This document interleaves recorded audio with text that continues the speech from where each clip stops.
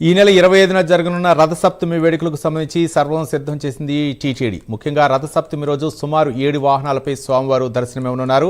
ఆలయ 4 మాడ వీధుల్లో గ్యాలరీలన్నీ ప్రత్యేక షెడ్లతో అలంకరణలు చేశారు. రథసప్తమి రోజు ఎటువంటి విధి విధానాలు పాటించాలి, ఆ రోజు జరగనున్న సూర్యప్రభ వాహనం దర్శించుకోవడం వల్ల ఎటువంటి ప్రతిఫలం దక్కుతుంది అనే అంశాలపై మరింత సమాచారం టీటీడీ ఆలయ ప్రధాన అర్చకులు వేణుగోపాల దీక్షితులతో మా ప్రతినిధి సునీల్ ఫేస్ టు ఫేస్.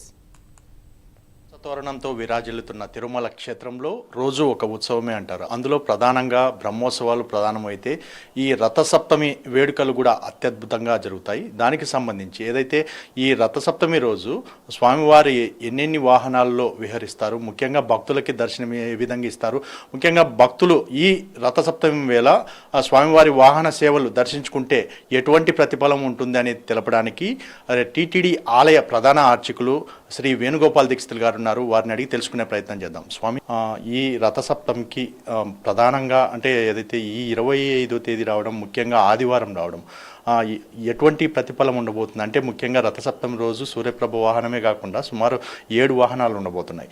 భక్తులు ఆ వాహనాలు దర్శించుకోవడం వల్ల ఎటువంటి ప్రతిఫలం? తిరుమల క్షేత్రంలో సూర్య జయంతి రథసప్తమి పర్వదినం ఈ నెల 25వ తేదీ అంటే మాఘ మాసం శుక్లపక్షం సప్తమి రోజున సూర్య జయంతిగా నిర్ణయించబడింది. ఉత్తరాయణ పుణ్యకాలంలో సూర్యభగవానుడికి తేజస్సు దివ్యంగా ఉంటుంది కాబట్టి ఈ సూర్య జయంతి పర్వదినాన్ని అన్ని దేవాలయాల్లో విశేషంగా నిర్వహించడం జరుగుతూ ఉంటుంది. ప్రత్యక్ష నారాయణుడిగా కనపడే ప్రత్యక్ష దైవంగా సూర్యభగవానుడు ఈ సకల సృష్టికి మూలాధారంగా, వెలుగునిచ్చే ప్రదాతగా, ఆరోగ్య ప్రదాతగా సూర్యభగవానుడికి అన్నిత్యం ఆరాధనలు చేసుకుంటూ ఉంటాము. విశేషంగా రథసప్తమి పర్వదినం సూర్య జయంతి రోజున ఉదయాన్నే జిల్లేడాకులు తలపైన పెట్టుకొని సూర్యభగవాన్ నామస్మరణ చేసుకుంటూ స్నానం ఆచరించడం, అనంతరం సూర్యభగవానికి అర్ఘ్య ప్రదానాన్ని ఇవ్వడము, విశేషంగా పొంగలి కూడా సూర్యభగవానికి నైవేద్యంగా సమర్పించడము సూర్యభగవాన్ పూజా విధానంలో చెప్పబడి ఉన్నది. ఆ ప్రకారంగా తిరుమల క్షేత్రంలో కూడా వైభవంగా శ్రీవారి ఆలయంలో రథసప్తమి పర్వదినాన్ని పురస్కరించుకొని ఒకరోజు బ్రహ్మోత్సవాన్ని తలపించే విధంగా 7 వాహనాలపైన సప్తగిరీసునికి వాహన సేవలు నిర్వహించబడతాయి. ఈ వాహన సేవల్లో ప్రధానంగా ఉదయాన్నే సూర్యోదయ పూర్వం సూర్యప్రభ వాహనంపైన శ్రీ మలయప్ప స్వామివారు 4 తిరువీధుల ఉత్సవం జరుపుకుంటూ ఉత్తర మాడ వీధిలో వాయువ్య దిక్కులకు చేరుకుంటారు. సూర్యభగవానుడు ఉదయించి స్వామివారిని దర్శించుకున్నాక ఈ సూర్యప్రభ వాహన సేవ పూర్తి అవుతుంది. అనంతరం చిన్నశేష వాహనం పైన శ్రీ మలయప్ప స్వామివారికి చిన్నశేష వాహన సేవ జరుగుతుంది. గరుడ వాహనం పైన శ్రీ మలయప్ప స్వామివారికి గరుడ వాహన సేవ జరుగుతుంది.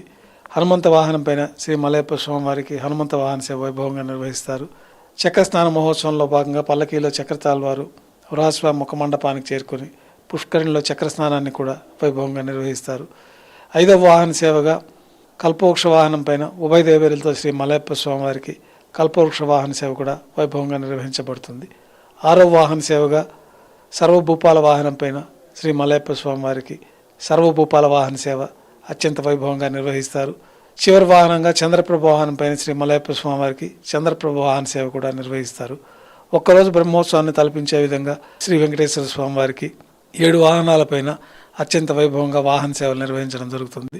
తిరుమల తిరుపతి దేవస్థానం వారు లక్షలాది మంది భక్తులు తిరుమలకు వచ్చే అవకాశం ఉన్నందున వారందరికీ కూడా అన్ని ఏర్పాట్లు చేయడము, ఈ ఎండ తీవ్రతకి వారందరికీ ఇబ్బంది లేకుండా పైన ఆచ్ఛాదనలు ఏర్పాటు చేయడం, 4 తిరువీధుల్లో గ్యాలరీల్లో వాళ్ళకి అన్నపానీయాలన్నీ కూడా ఏర్పాటు చేయడం జరిగింది. స్వామివారి వాహన సేవల్లో స్వామివారిని దర్శించుకొని సకల శుభాలు పొందాలని కోరుకుంటూ ఓం నమో వెంకటేశాయ. ముఖ్యంగా ఏదైతే ఈ రథసప్తమి ఈసారి ఆదివారం అంటే అందరూ సూర్యప్రభ వాహనం ప్రధానం అంటారు, ప్రధానంగా సూర్యదేవునికి నమస్కరించుకుంటూ అంటారు. అటువంటిది ఆదివారం రావడం ఏమైనా ప్రత్యేకత ఉండదు?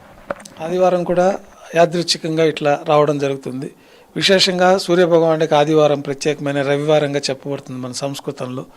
శనివారాన్ని స్థిరవారమని, ఆదివారాన్ని రవివారమని, సోమవారాన్ని ఇందువారమని ఈ విధంగా చెప్పబడుతుంది.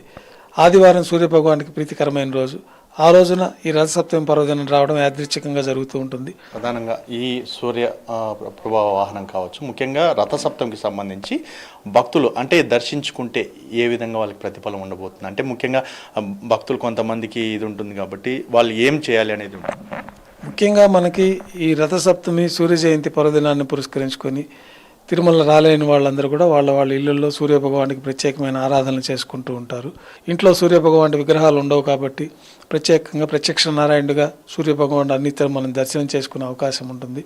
ఉదయాన్నే జిల్లేడాకులు తలపైన పెట్టుకొని ఈ స్నానం ఆచరించిన తర్వాత తలారా స్నానం చేసి సూర్యోదయం అయిన తర్వాత స్వామివారికి విశేషంగా బహిరంగ ప్రదేశంలో సూర్యభగవాని కిరణాలు తగిలే ప్రదేశంలో నిలబడి స్వామివారికి నమస్కారం చేసుకుని స్వామివారికి అర్ఘ్య ప్రదానం చేయడం, విశేషంగా చక్కెర పొంగలి, ఎర్ర పువ్వులతో సూర్యభగవానికి అర్చన చేసుకోవడం లాంటి ప్రత్యేకమైన పూజా విధానాల ద్వారా కూడా విశేషమైన ఫలితాలు ఉంటాయి. ఇది ఇక్కడ పరిస్థితి. ముఖ్యంగా ఏదైతే స్వామివారి రథసప్తమి సందర్భంగా భక్తులకి సంబంధించి అంటే తిరుమలకు వచ్చేటువంటి భక్తులకి ఇక్కడ ఏర్పాట్లు కూడా టీటీడీ భారీ స్థాయిలో ఏర్పాటు చేసింది. భక్తులు ఇక్కడికి వచ్చి స్వామివారి దర్శనాలు చేసుకోవాలని చెప్పేసి ఇక్కడైతే కొడుతున్న పరిస్థితి ఉంది. కెమెరామెన్ నరసింహతో సునీల్, ప్రైమ్9 న్యూస్, తిరుమల నుండి.